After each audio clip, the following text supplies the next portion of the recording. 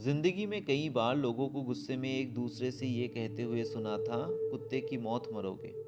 लेकिन एक कुत्ते की मौत कितनी दर्दनाक होती है, इस बात की गहराई को शायद कभी जान ही नहीं पाया होता अगर जिंदगी में ये घटना ना होती तो। आज एक ऐसी घटना आप लोगों के साथ शेयर करने जा रहा हूँ जो इंसानों पर इंसानियत को लेकर एक और बार ये सवाल जरूर उठाएगा कि वाकई में क्या हम खुद को इस समाज में इंसान कहलाने के लायक हैं।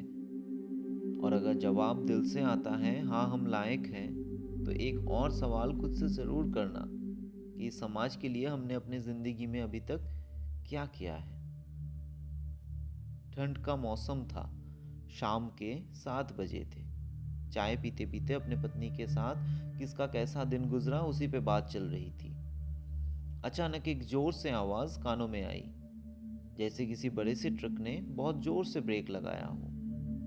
हमारा घर मेन रोड के एकदम पास ही है, लेकिन दूसरे घरों के कारण रोड हमारे घर से दिखता नहीं है। मैंने अपने पत्नी से कहा, शायद एक्सीडेंट होने से बचा, वैसे भी आज कोहरा बहुत ज़्यादा है।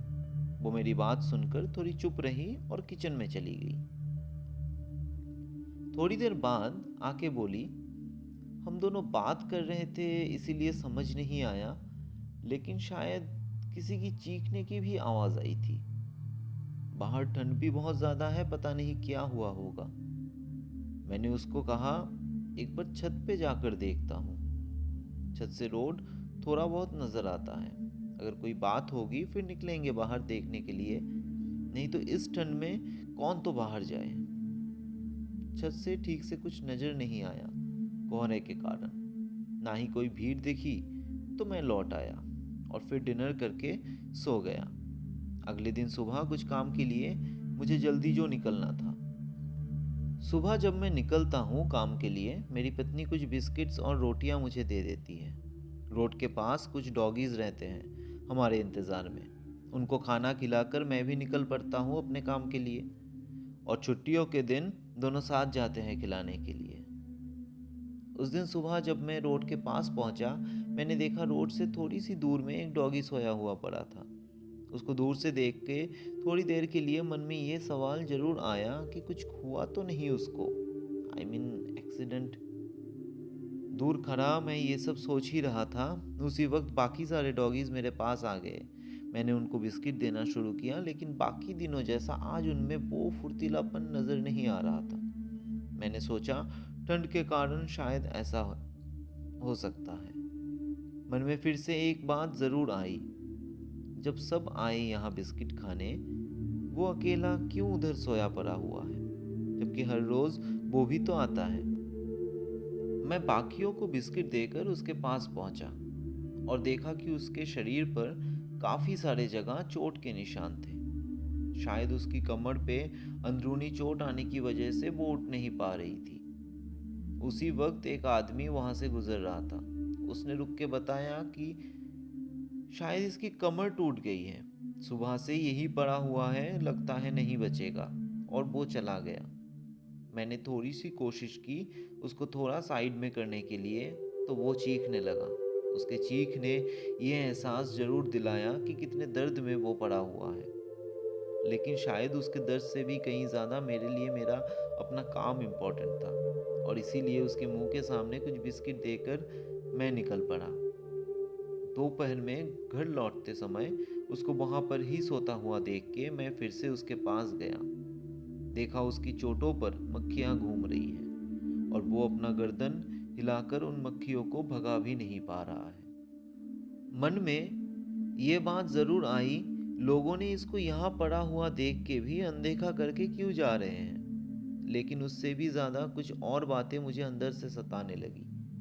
खुद को इस बात के लिए दोष देने लगा था, जिसको ट्रीटमेंट की ज़रूरत थी, जो दर्द से उठ भी नहीं पा रहा है, उसको 2-4 बिस्किट देकर मैं भी तो अपने काम के लिए चला ही गया। रास्ते में चलते बाकी लोगों से क्या उम्मीद रखूं? मैंने कौन सा बढ़िया काम किया है? और देर ना हो जाए ये सोचकर घर आया। सारी बातें अपने पत्नी से कहा और दोनों मिलकर गए उसके पास। घाव पर लगाने की एक दवाई थी हमारे घर में, कुछ पुराने कपड़े और पानी लेकर पहुंचे हम दोनों। पहले उसे थोड़ा सा पानी पिलाने की कोशिश की, फिर कपड़ों से उसके घाव को थोड़ा साफ करके उसको साइड में लेटा कर आ गए। घर ला नहीं सकते थे क्योंकि हम खुद ही तो रेंट पर रहते हैं। घर लौटने पर मन को थोड़ा सा सुकून मिला कि चलो छोटा सा ही सही कुछ तो किया हमने। शाम को दोनों मिलकर फिर से गए उसके पास। मेरी पत्नी ने चादर से उसको अच्छे से ढक दिया ताकि रात के ठंड में उसको ज़्यादा तकलीफ ना हो। पहला दिन ऐसे ही बीत गया। दूसरे दिन आज मौसम थोड़ा बदला हुआ था। ठंड ना के बराबर थी, धूप तेज। आज सुबह देखा उसकी घाव पर चींटियां आने लगी हैं। उसने अपने सामने के पैरों से एक बार उठने की कोशिश की लेकिन उठ नहीं पाया। कितनी कोशिश और हार ना मानने की ताकत होती है ना इन बेजुबानों में। शायद कोई इंसान होता तो अभी तक अपना दम ही तोड़ देता, या फिर दूसरे लोग भी उसको हॉस्पिटल तक पहुंचा देते। लेकिन इनके लिए सोचता कौन है? लोग तो अपने काम में ही व्यस्त हैं। खुद को लाचार इसलिए महसूस हो रहा था कि आसपास नज़दीक में कोई एनजीओ भी नहीं मिल रहा था, ना ही कोई जानवरों का डॉक्टर। उस दिन भी उसके पास जाकर उसके सर पर थोड़ा सा हाथ फेरा और मन ही मन ये कह रहा था कि कोई तो उपाय होगा इसे ठीक करने के लिए। जानवरों का डॉक्टर ना सही, कोई इंसानों का डॉक्टर से सलाह तो ली जा सकती है ना। खबर लेने पर एक इंसानों का डॉक्टर मिला। उसको जाके बताने पर उसने दर्द कम होने की दवाई तो दी, लेकिन ये भी कहा कि जितना उन्हें पता है आसपास कोई एनजीओ नहीं है, और अगर उस डॉगी को अंदरूनी चोट आई है तो उसके लिए शायद एक्सरे करवाने की ज़रूरत पड़ सकती है, जिसकी सुविधा भी आसपास कहीं पे नहीं है। खुद को इतना बेबस इसके पहले कभी महसूस ही नहीं हुआ था जो उस दिन हो रहा था। दोपहर में घर लौटते वक्त उसको फिर से उसी हाल में देखकर मुझे खुद को इंसान कहने में भी शर्म आ रही थी, और उससे भी ज़्यादा गुस्सा इस बात का हो रहा था कि लोग क्या बनते जा रहे हैं दिन ब दिन। किसी को किसी चीज़ की परवाह ही नहीं होती। किसी की रोने पर या किसी को दर्द में देखकर भी कितनी आसानी से अनदेखा कर लेते हैं। इसी तरह दूसरा दिन भी गुजर गया। तीसरे दिन सुबह देखा कि किसी ने ठीक वैसे ही बिस्किट्स देकर और कुछ कपड़ों से उसको ढक कर गया है। मन में इस बात का एहसास जरूर हुआ कि चलो भले ही कम हो, लेकिन कुछ लोगों में इंसानियत अभी भी है। वो डॉगी आज 3 दिन से ऐसे हाल में पड़ा हुआ था। दर्द से लड़ रहा था, कुछ ना खाने की वजह से और ठंड की वजह से उसका शरीर भी उसका साथ देना छोड़ रहा था। उसको थोड़ा सा पानी पिलाने की कोशिश की और घर वापस आ गया।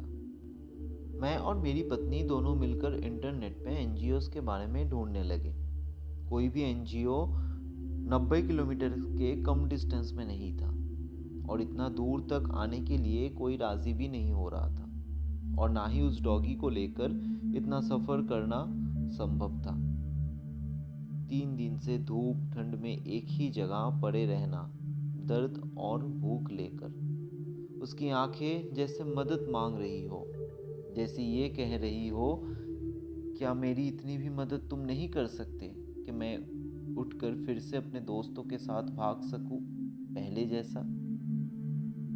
हम दोनों का दिल बहुत भारी हो चुका था, और ये बात कहने में कोई शर्म नहीं है मुझे कि अब मैं भी भगवान से यही कहने लगा कि अगर कोई उपाय ना हो इसको फिर से ठीक करने का, तो हे भगवान इसको और दर्द ना दे। ऐसे में एक जानवरों का डॉक्टर का फ़ोन नंबर मिला एक जान पहचान वाले से। डॉक्टर को फ़ोन करके पूरी घटना बताई तो उन्होंने कहा कि अभी तो कुछ काम से वो बाहर गए हुए हैं, लेकिन अगले दिन शाम तक वो लौट आएंगे, और लौटते वक्त शाम को डॉगी को देखकर ही घर जाएंगे। उस दिन शाम को दोनों मिलकर फिर से उसको दवाई पानी देकर आए। उसकी आंखें जैसी ये कह रही थी, मुझे छोड़ के मत जाओ, या तो रहो मेरे पास या फिर मुझे भी लेकर जाओ अपने साथ। मेरी पत्नी वही खड़ी उसको देख के रोने लगी। रात को ना ही हम दोनों ठीक से खाना खा पाए, ना ही अच्छे से नींद हुई। चौथे दिन सुबह जब गया उसके पास, देखा उसके बाहर के चोट तो काफ़ी ठीक हो गए थे, लेकिन अंदरूनी चोट ने उसको एकदम बेबस कर दिया था। उसके पास बैठकर उसके सर पर फिर से थोड़ा हाथ फेरते हुए कहा, आज शाम तक थोड़ा इंतज़ार और कर लो, डॉक्टर साहब आएंगे आज शाम को तुम्हें देखने। ये कह के मैं भी अपने काम के लिए निकल गया। दोपहर को घर लौटते वक्त जब उसके पास गया, देखा चुपचाप चैन से सोया हुआ था। छूने से पता चला इस दर्द से मुक्ति उसे मिल चुकी थी, तभी तो चैन से सो रहा था। बेबस, लाचार, दर्द में पड़ा रहा, 4 दिनों से लड़ता रहा। शायद उसका वक्त पूरा हुआ। ये बेजुबान भूख लगने पर ना खाना मांग सकते हैं, ना दर्द होने पर दवाई। थोड़ा सा खाना भी देने में बहुत लोगों को आती है दिक्कत। अन्न को मानते हो लक्ष्मी, और बच जाए तो उसी लक्ष्मी को डस्टबिन में डालते हुए शर्म नहीं आती। घर के बाहर एक कोने में ही रख दो, कोई बेजुबान भूखा तो नहीं रहेगा। मदद करने के लिए चाहिए सिर्फ एक अच्छा सा मन। हाथ जोड़ कर कर रहा हूं निवेदन, अभी भी वक्त है, जाग जाओ।